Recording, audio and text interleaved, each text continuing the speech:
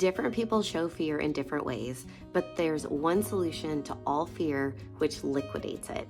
And I don't think that this is really taught deeply in the church. And it's not a matter of more information, it's a matter of deep transformation with the Lord. And I'm going to tell you all about that. I want to explain the 5 different ways that fear manifests in our lives based on our personality.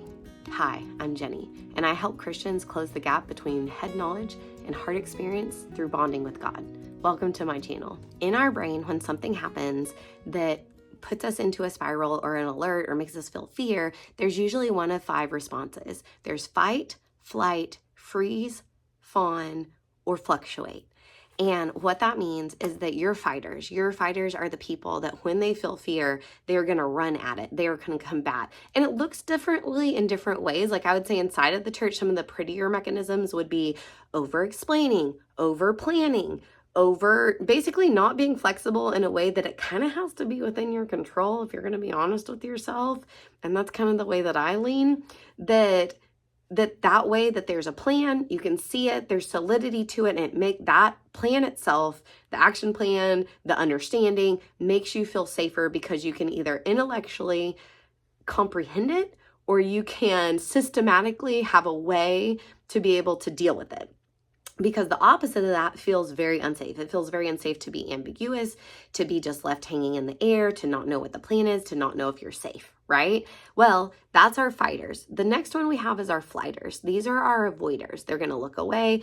It feels so uncomfortable to deal with the situation that's causing fear that it just feels safer to just ignore it. Sometimes that looks like numbing out. That might be over shopping or over serving, overworking, putting our value into something tangibly that we can do instead to distract ourselves, whether that's working out or decorating or working or whatever it is. It can also be like numbing out. That's where people do tend to go towards things like drugs, alcohol, different like legal dependencies that are going around nowadays. But it's like, I don't want to deal with the situation because it's so overwhelming to think about it that whatever I can do to get away from it.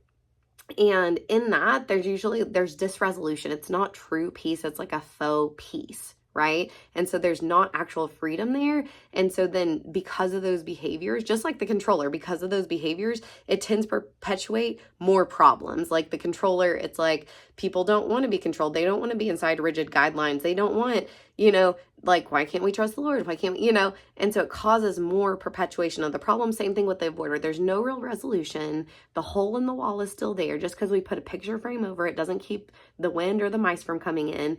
And so just because we're not looking at it doesn't mean it's not still harming us. And then the things that we're doing to distract ourselves are just not helping. So that's fight, flight, and then we have our freezers. The freezers are the ones that are just like shy. They're shut down. They're not going to engage. They are just in their minds. It's almost like they think, well, no matter what I do or say, it's not going to impact anything. So it's safer for me just to blend into the wall, to not make waves. And they kind of tell themselves like, I'm a peacemaker, and they convince themselves that that's like the godly thing to do. But yet again, kind of like the avoider, there's no resolution. There's nothing that's actually resolving what's going on.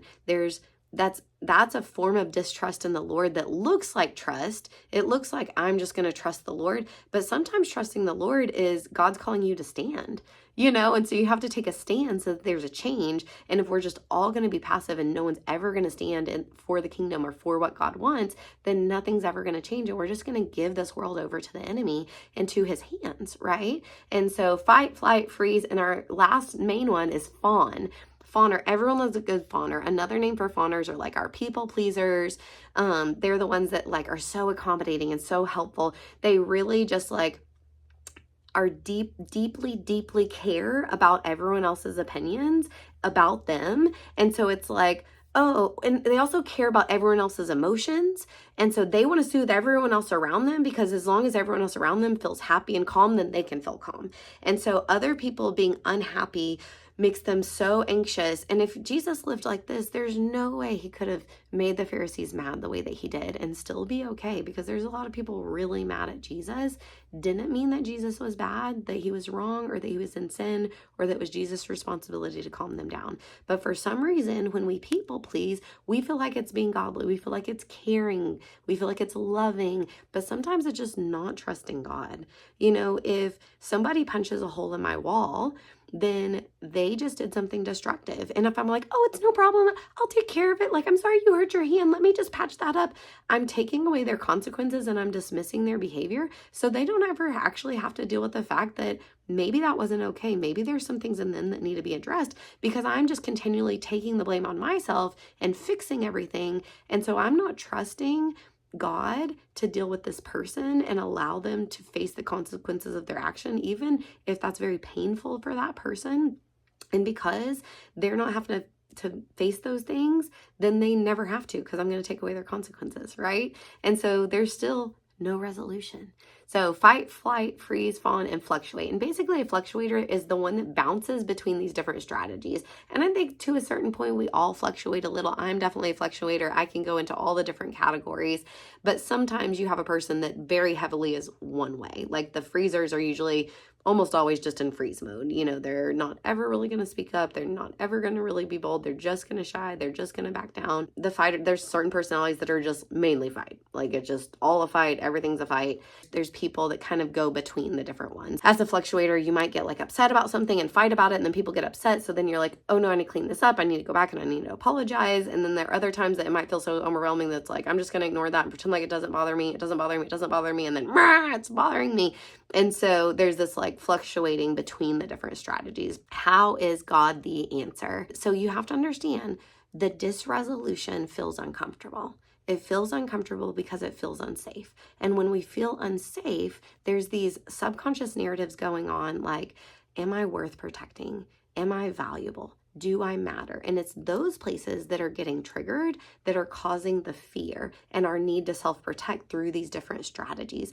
And so how God is the solution is he speaks down into the very depth of that we're safe with him. We matter to him. We're valuable and all these things. And so when we're so like intertwined with him in an intimate way, not in a logical head knowledge way, then we feel safer so that when these things happen, we can actually deal with it from a secure standpoint where we can be reasonable, where we have peace, love, and joy, and patience, kindness, gentleness, and self-control, because the fruit of the Spirit is literally flowing through us because we are in alignment with Jesus, with the way that he thinks, with Holy Spirit, and Holy Spirit can manifest through us in the fruit of the Spirit coming from an authentic place of deep connection with God. And I think this is how Jesus was able to operate here on earth.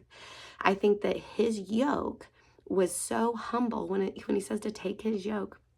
He was deeply misunderstood. He was deeply rejected. He was accused of having demons. He was accused of being a heretic. He was accused of being bad and wrong and the bad guy. And he was, half the time at least, did not defend himself, didn't say anything. He was led as silent as a lamb to the slaughter. Now, sometimes he did stand up to the Pharisees and he's like, y'all are the son of Satan. I'm the son of God. So it's not that he never spoke up, but like, he didn't go out of his way to try and convince other people about his heart so that he could feel accepted and safe. Like he was okay with being misunderstood. He still felt safe in the Lord. And I think that's our invitation, is to feel safe in the Lord and to know that it's okay to be misunderstood.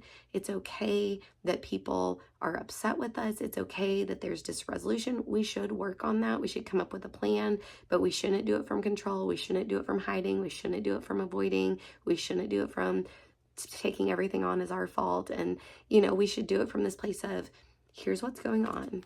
Here's my piece of it. And this is, you know, maybe someone else's piece of it. And then so let's pursue the Lord. Let's come up with a plan together. Let's all take ownership of our parts. And humility really is, let's own what's ours and walk in love and compassion for one another. One of the things I've really been dwelling on lately is that Jesus, when he was being nailed to the cross, like literally physically nailed, like in his hand, physical pain, that he didn't look at them and think, you're wrong. You're hurting me. You've done this. He looks at them with such understanding and compassion and grace. And he's like, they have no idea what they're doing. And he's brokenhearted for them in their misunderstanding. Like, I think that's the real invitation. Like when we can really take on Jesus's yoke. Because we're so bonded with God, that from that place of bonding with him, intimacy with him, experiential encounter, knowing him personally in our quiet times and not just logically in our minds, that we can really be able to feel secure. And I think from that, it'll be easier to see other people. It'll be easier to have compassion. It'll be easier to have grace. Now, the thing that I'm talking about bonding with God is not something that's normally taught in the church. It's something that I spent the entire first half of my life not knowing about, being highly religious, going to Bible college, learning verse by verse the Bible for 40 hours a week for a whole year, and I still didn't understand personal intimacy with God. And when I was able to finally start doing that, it changed everything for me. If you're interested in learning more about that, I have a link below where I have a mentorship circle, and that's exactly what I'm mentoring people through and walking them through. Inside that group, there's also a side group for Christian content creators that are interested in growing their channels. Check out the link below.